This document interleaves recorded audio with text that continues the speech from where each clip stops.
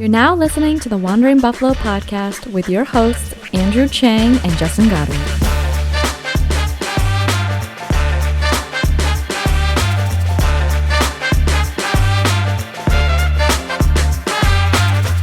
Bills Mafia, welcome in and thank you for joining me on another episode of the Wandering Buffalo podcast. My name is Justin. I will be your host tonight, and this episode is brought to you by 26 Shirts. We've been talking about them for a few weeks now, so if you haven't done so already, go ahead and check out 26 Shirts. Just a company that's great in the community, some awesome t-shirt designs, all kinds of gear for you out there, Bills Mafia, so go check that out. How about that game today, Bills Mafia? I'm over here still trying to figure out which way is up, trying to get my heart rate back down. Just an absolute heartbreaker of a game, and one of the wildest games that I've ever seen. This is kind of akin to some of these Chiefs matchups that we've had recently. Just kind of like the back and forth, the overtime. For me on this game, there was 4 or 5 times that I thought the Bills won the game. It's over. There's 4 or 5 times that I'm like, all right, it's over. And then I look at the clock and there's still some time, and I guess we'll see what happens. That game right there was not great for my long-term health. So just kind of talking about some of the players, and we'll start with Josh Allen. For a game that, we weren't sure if he was going to play all week, kind of dealing with the injury. He came out there and he looked healthy to me. I know he's still dealing with that elbow, but overall was playing pretty well. Now, there were some costly mistakes, so I'm speaking more to the longevity for the season. I don't think that this injury that he was kind of playing through is something we have to worry about. Is it affecting his throwing motion or anything like that? He looked like pretty vintage Josh Allen out there to me. But the main theme for this game for me was just costly mistakes. And that starts with Josh Allen. Starts in the first half. Bills are in the red zone driving, and he throws the interception. Things happen. You can have one of those once in a while and be able to make up for it.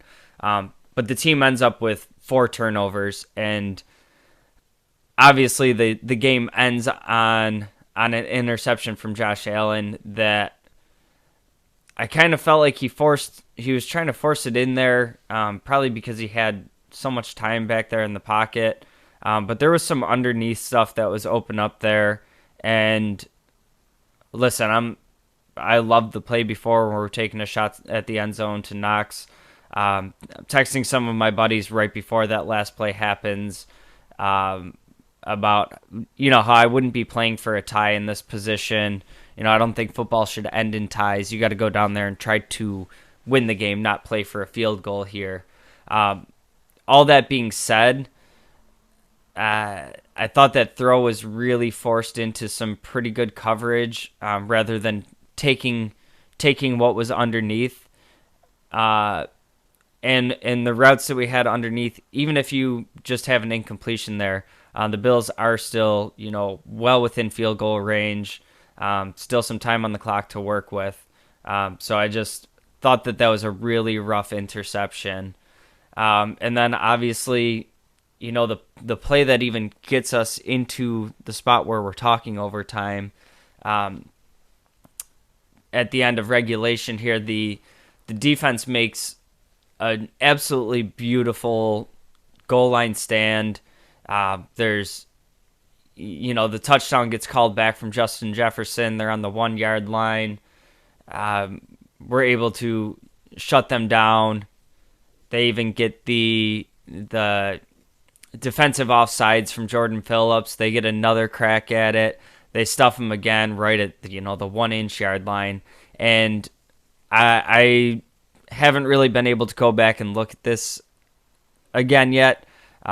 Just the exchange with Josh Allen and Mitch Morris on the ensuing play, with a fumble at the goal line, and just one of the weirdest things that you never see happen. And one of the things where, we also had the Singletary fumble in there. I didn't think that was a good call. I thought his elbow was pretty well down when the ball starts moving. But like I said at the top here, you can deal with one or two of those mistakes in a game. Your defense gets 2 interceptions on Kirk Cousins. One or two of those a game, you can kind of flip the script and be able to come out of that hole. When you add up, 4 turnovers, you're -2 in the turnover battle. It's an uphill climb, and it's against a Minnesota team that is, well, now 8-1, but 7-1 going into this game. So definitely a team that you can't afford the mistakes on. And for me, even with the turnovers kind of out of the equation, I felt like this game was kind of a tale of two halves. When just looking at the box score, it seems like the Bills came out, revved up, and the Vikings kind of stayed consistent throughout the whole game. The Bills come out first quarter 14 points, second quarter 10 points, and then we go into this lull. Third and fourth quarter, we come up with only 3 points in each quarter, while the Vikings are kind of crescendoing. And there's a few things that I saw kind of change, and I'm going to start with the running backs. And I don't know if Singletary kind of lost some touches here because of the fumble, but at halftime, he had something like 42 yards, and I think it was on like 9 carries. He ends the day with 13 carries for 47 yards. He had the 2 touchdowns early, and then obviously the lost fumble. I felt like he started out the game really strong, and like I said, I don't know if the fumble kind of moved him towards the bench and got James Cook some more looks, who also played pretty well today. He had 5 carries for 22 yards. It was just kind of interesting to me to see that we had this game where Josh was coming in injured, and I was expecting a little bit of a more run-heavy game plan. We had Duke Johnson activated. It just was kind of pointing towards, we think we can run on this team.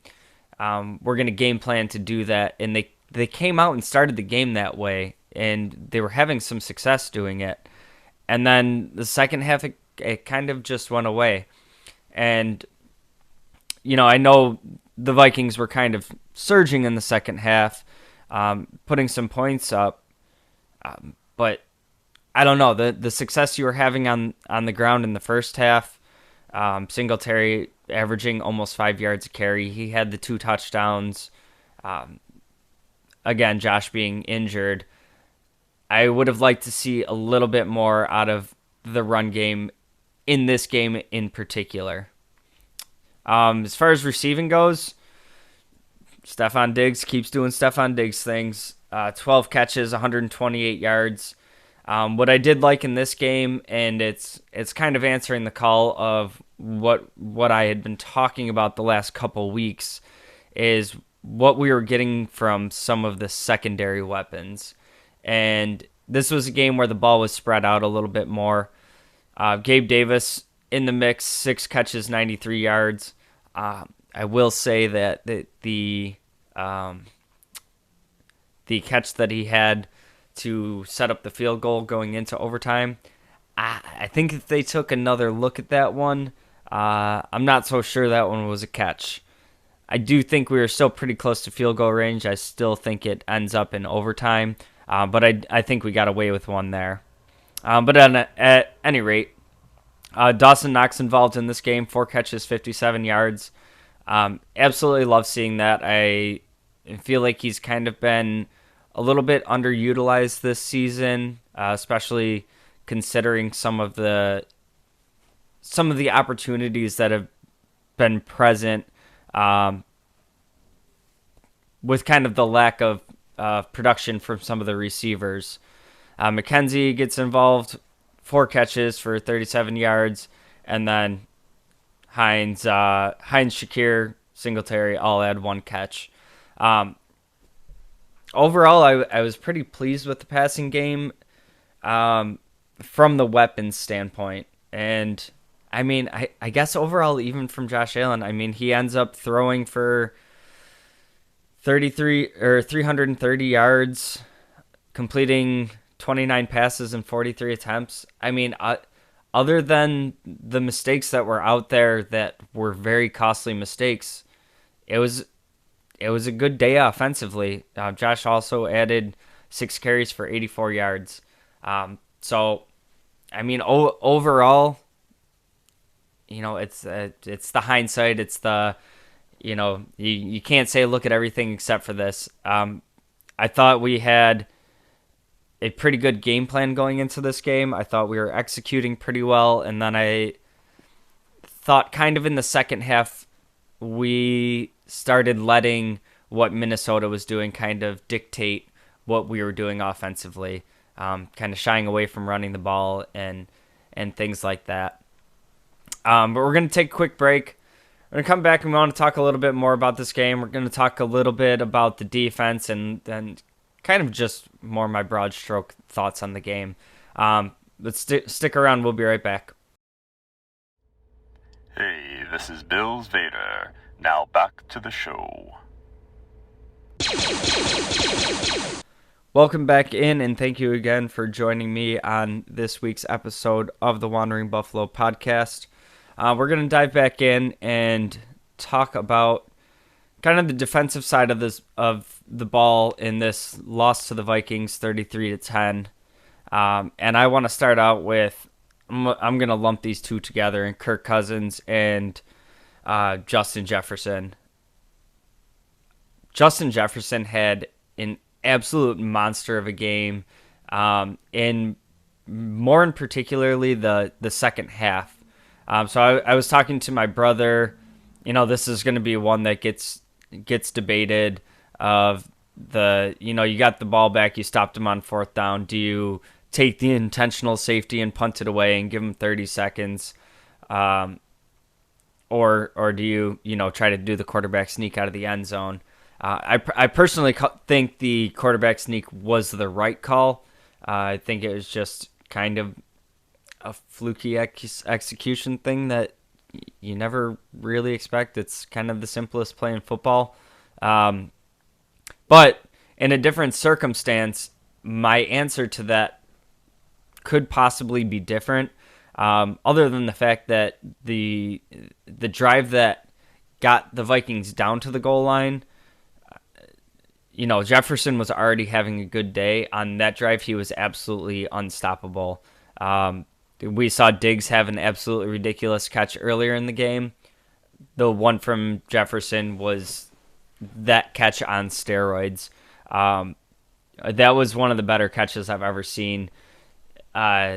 Just when he's coming down with it, it's one hand all the way through the possession. I think it was Cam Lewis kind of trying to pull the ball out, and he never even tucks it into his body. He's just through the contact of the ground, just one-handing it. Absolutely ridiculous catch. And, obviously we're talking about Jefferson. He's one of the best receivers in the league right now. And I honestly, in the first half, thought we did a pretty good job containing the receivers for the Vikings. And, that's, again, we're talking about another game. Trey White still hasn't made his debut. We're still talking about we're still talking about Micah Hyde being out. Poyer misses another game. We have Cam Lewis getting his first action at safety in replacement of Jaquan Johnson. Kyrie Elam's out. All that to say, If you listen to the show, you know I'm not an excuses maker. This to me is more interesting because as I was talking about first half, second half, obviously we contained them pretty well in the first half. They put up 10 points in the first half, and the second half is where we weren't able to stop them. So to me, the Vikings went into halftime and they made better adjustments than us in this game. And Kirk Cousins ended up 30 for 50, 357 yards. He had that one long scramble that went kind of right down to the goal line. I thought, again, overall defensively, we played pretty well. And the thing that's frustrating about this game is how many chances the defense gave us to put this game away. And they had their 2 turnovers. That's great in most games. Not only that, there's the goal line stand that gives us the ball back. All we really had to do is kill clock. And not only did we not take the safety there, again, I wouldn't have done that, but we fumble the snap, lose it, and it's not even like the Vikings get the ball at their 1 yard line again and have to take another crack at scoring from the goal line. They just had to fall on top of the ball. So I thought the defense kind of did their things. We also had 4 sacks on Kirk Cousins. They have a pretty great running back 1-2 punch in Dalvin Cook and Madison. And Madison, we hold 3 carries for 11 yards. Dalvin Cook, I mean, his numbers are super inflated. I mean, they look super good. He had 14 carries for 119 yards. 81 of those come on one play. And again, it's not something where you can just take one out and say, yeah, we did a great job other than that. But over the long haul of the game, the defensive linemen, even with the rotation, do get worn down a little bit. Outside of that play to hold Dalvin Cook to 13 carries for 30-something yards, I thought we did well in that department too. Just kind of a culmination of all the mistakes that were made, just making it too much to overcome. And that was kind of a little bit of the theme for this team early in the season. We were talking a lot about, like, yeah, we just won that game by 2-3 scores, and look at all this meat that we left on the bone. It could have easily been 4 or 5 scores, and we kind of slowed down. We made this mistake, but good thing it didn't matter. And now we're seeing over the last couple weeks, all those things add up, and it's no longer ending up with the game of, yeah, we had those 2 bad turnovers, but it didn't really matter. We're having games where it's becoming the reason that we lose, which didn't happen earlier in the year. But if you look at all of the turnovers that we have, they were all in a scoring position today. The fumble at the goal line was, a different scoring position. The interception at the end of the game, we're in field goal range to at least have a tie, still in striking distance to possibly win the game. We had the first half interception. We're going into the red zone. The Singletary fumble, I don't believe we were quite in the red zone yet, but it was a drive where we were moving the ball really effectively. So despite Minnesota coming out and putting up 33 points, obviously there's some things that you would like to see be a little bit better on the defensive side of the ball. But all things considered, I thought they played well enough for us to win and gave us multiple opportunities to seal the game. We saw Von Miller come in with the I think they said on the broadcast, that's your finisher. That's what he does. That sack that Von Miller had at the end of the game, that should have been just about it. Should have had a bow on it. Obviously, it doesn't work out that way. But, I mean, when you consider all of the injuries that we mentioned, at the top of these players that have been there on this defense, it's not just, quick one-game injuries. These are significant players for this team that we've lost for significant time. And to go up against receivers like Justin Jefferson, Thielen, Hawkinson, tight end, I'm impressed with where our defense is at considering the losses that we've taken. Just how many guys are out there that were not at all in the plans for starting this season. Again, we're talking about Cam Lewis, he's kind of been on the fringe of being on the roster the last couple of years. Out there starting at safety. Damar Hamlin, who I've been pretty impressed with in there at safety. That's another spot that was a multi-year veteran that was in that place. Still haven't seen Trey White come back.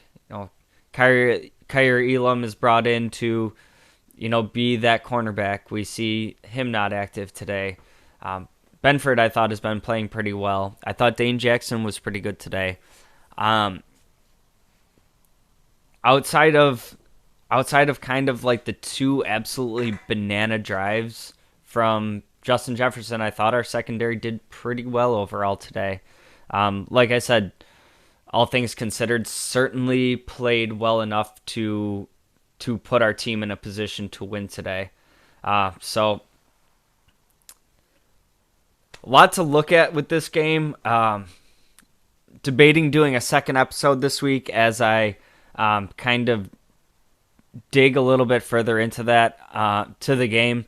It was such a roller coaster of a game, in particular the second half, that there's just more I want to look into in this game and kind of wrap my head around a little bit more. But for the Bills here, we're gonna take this loss. It's gonna sting for a couple days. We're gonna get back to work. Next week we got the Browns coming into town, and the Browns have been a pretty chippy team this year. Coming into today, they're currently 3-6, but considering some of the talent that they're missing and some of the games that they've been able to be competitive in, I don't think that's by any means an easy outing. And I could be wrong on this, but I believe it was week 11 that Deshaun Watson was eligible to come back. So all kinds of storylines there. I'm not sure if I'm correct on that or not. I have to take a double look at it, but we might be seeing the first game for Deshaun Watson in a Browns uniform. So a lot to look towards in that Browns game next week. That's going to do it for me today. Like I said, we got to take another look at this game. I will keep you posted on social medias. I'm going to drop a second episode about this game later in the week. But thank you again for tuning in. If you want to get in touch with me at all, any comments, anything you want to talk about with this game, any other games, you can hit me up on social medias at jgods22. You can also do it just searching up the Wandering Buffalo podcast. Thank you again for tuning in tonight, and keep your chins up, Bills Mafia. We're going to come back stronger than ever next week. Go Bills!